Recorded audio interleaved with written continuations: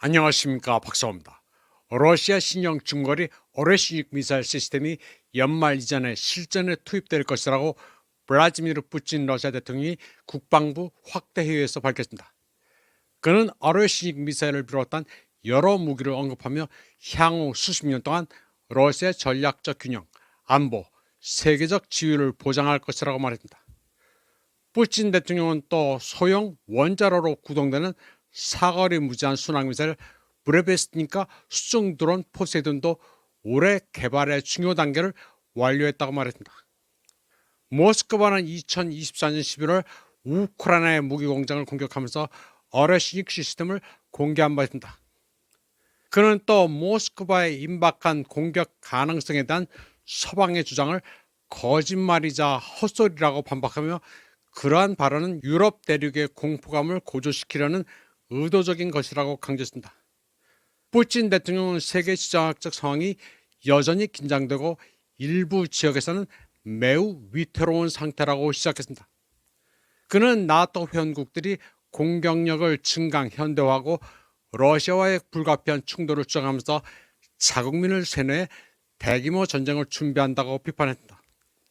그는 러시아가 역사 전반에 걸쳐 아무리 어려운 상황에서도 아주 작은 가능성이라도 있는 한 갈등과 모순에 대한 외교적 해결책을 찾기 위해 항상 노력해왔다고 강조했습니다. 또 그러한 기회를 잡지 못한 책임은 러시아와 전적으로 무력을 통해 소통할 수 있다고 믿었던 자들에게 있다고 강조했습니다. 푸틴 대통령 올해 주요 도시들을 포함해 300곳이 넘는 지역을 해방했다고 밝혔습니다. 여기에는 적들이 영구적인 요새로 변모시킨 대도시도 포함된다면서 그들은 러시아의 맹공격을 견딜 수 없었고 전사들의 용기 앞에서 무력화됐다고 말했습니다. 그는 모든 규칙들이 무시됐고 서구는 유엔 헌장을 외면하기 시작했다면서 유고슬라비아의 사례를 언급했습니다. 그들은 유고슬라비아와 세르비아인들을 여러 국가와 영토로 갈라놓고 나토도 동진시켰다고 말했습니다. 러시아의 나토는 동진하지 않을 것이라는 약속을 저버리고 러시아 이익을 완전 무시했다고 상기시켰습니다. 그는 또 소련 붕괴 직후 러시아는 자신들이 문명하던 유럽 가족의 일원이 될 것이라고 생각했지만 상황은 더욱 악화됐고 그들은 계속 러시아에 압박을 가했다고 회상했습니다. 국방부 확대 회의에 참석한 국방장관 안드레이 벨로우소프는 우크라이나가 올해만 거의 50만 명의 군인을 잃었다고 밝혔습니다. 그는 우크라이나의 전투 능력이 지난 1년 동안 약 3분의 1로 감소했으며 이로 인해 키예프는 민간인 강제 동원을 통해 병력을 보충할 수 없게 됐다고 말했다. 벨로소프에 따르면 우크라이나는 올해 10만 3천 점 이상의 무기와 군사 장비를 잃었는데 이 가운데 약 5,500점은 서방에서 제조된 것으로 이는 전년도에 비해 거의 2배에 달하는 수치입니다. 다음 소식입니다.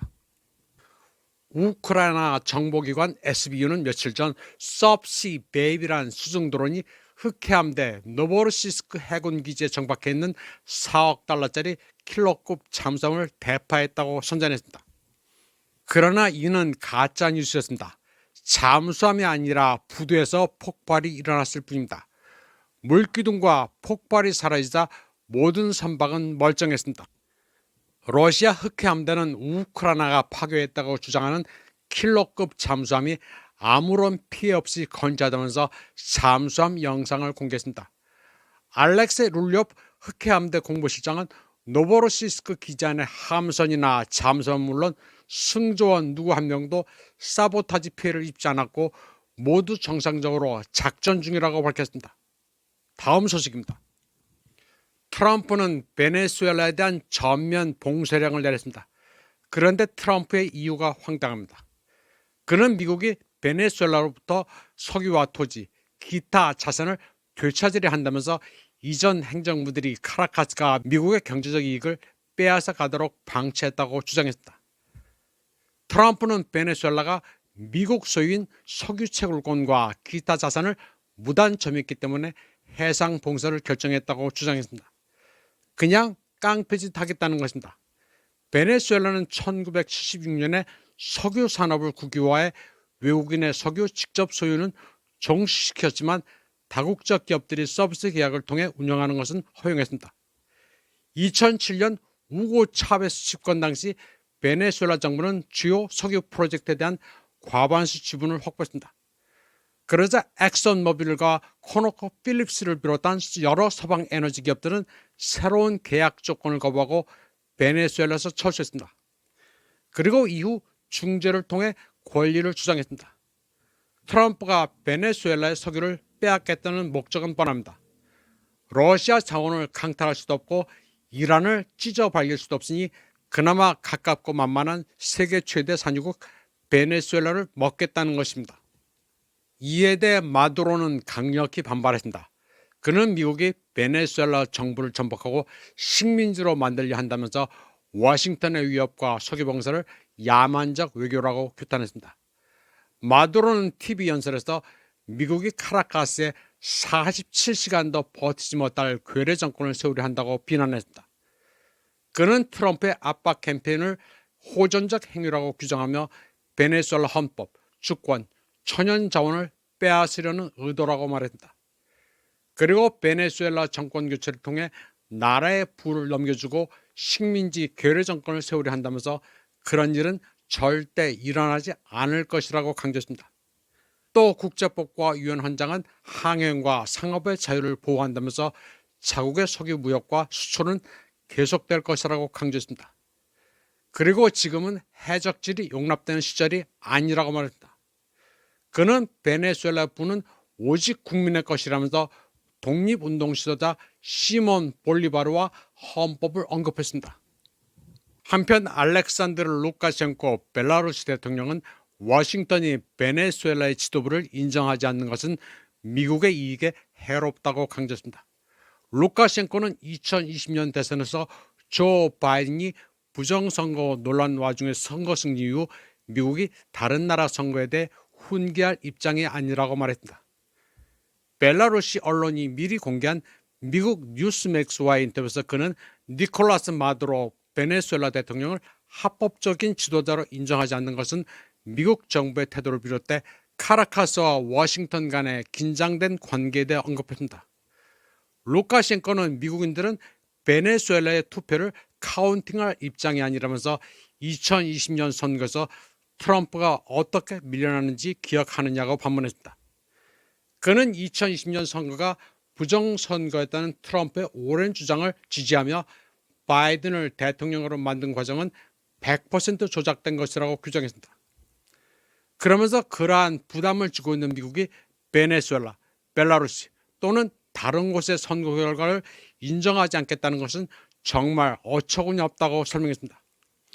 첨언하자면 한국에는 트럼프가 베네수엘라 부정선거를 처리하고 한국도 해결해 줄 거라는 막연한 희망을 갖고 있는 분들이 있는 것 같은데 그건 몽상입니다. 꿈 깼으면 좋겠습니다. 루카셴코는 트럼프 행정부의 마두로 정부와의 대화를 촉구하며 무력으로 정권을 전복하려는 어떠한 시도도 경고했습니다. 그리고 무력 개입은 제2의 베트남 전쟁으로 이어질 수 있다고 강조했습니다. 또한 카리브해에서 마약 밀매 이용자들을 대상으로 한 미국의 공습을 비판하면서 미사일로는 마약을 없앨 수 없다고 말했습니다. 루카셴코는 마두로가 미국으로의 마약 밀매를 조직하고 있다는 미국의 주장을 일축하며 워싱턴의 주장은 증거가 부족하다고 말했다. 그는 또한 자신이 확실하게 아는 것은 마두로가 마약 중독자가 아니라는 점이라고 덧붙였습니다. 루카셴코는 10년 전 민스크 회담을 회고하며 멍청한 서유럽인들이 전쟁 준비를 위해 평화회담에 왔다고 말했습니다. 그는 당시 평화 로드맵 협상에 참여했던 프랑스, 독일 정상들이 불성실했고 어리석었다고 설명했습니다. 루카셴코는 유럽이 그러한 전술을 추구한 것은 어리석은 처사였으며 그들이 민스크에 온 것은 평화가 아니라 미래 전쟁을 위해서라는 게 드러났다고 말했습니다. 다음 소식입니다. 전직 미 해병대 장교이자 유엔 무기 사찰관이었던 스콧 리트에 따르면 독일과 유럽은 우크라이나 분쟁의 평화로운 종식에 관심이 없습니다. 스콧 리터는 그들의 전략은 11월 미국 중간선거까지 갈등을 지연시키는 것이라고 말했습니다.